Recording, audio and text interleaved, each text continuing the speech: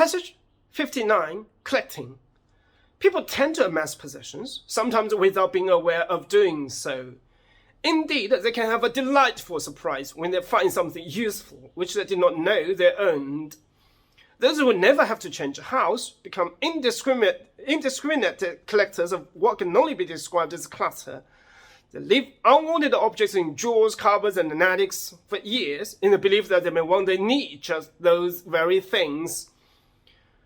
As they grow old, people also accumulate belongings for two other reasons: lack of physical and mental energy, both of which are essential in turning out and throwing away, and sentiment.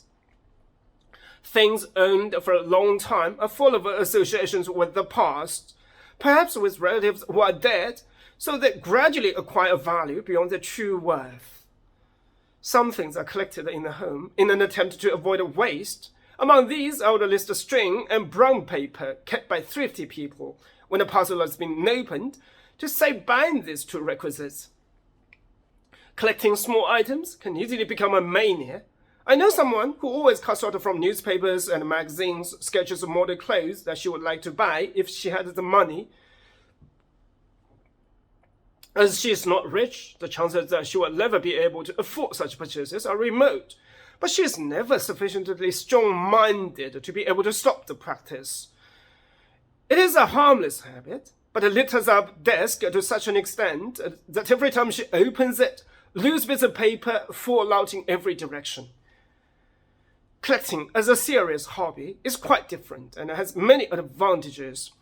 It provides relaxation for leisure hours, as just looking at one's treasures is always a joy. One does not have to go outside for amusement, since the collection is housed at home. Whatever it consists of, stamps, records, first editions of books, china, glass, antique furniture, pictures, model cars, stuffed birds, toy animals.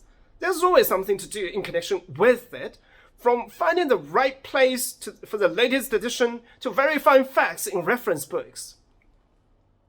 This hobby educates one not only in the chosen subject, but also in general matters which have some bearing on it.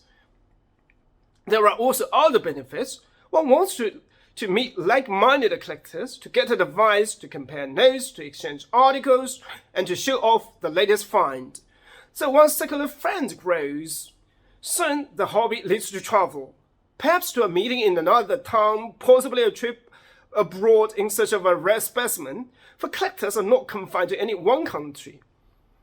Over the years, one may well become an authority on one's hobby and will very probably be asked to give informal talks to little gatherings, and then, if successful, to larger audiences. In this way, self-confidence grows, first from mastering a subject, then from being able to talk about it. Collecting, by occupying spare time so constructively, makes a person contented with no time for boredom.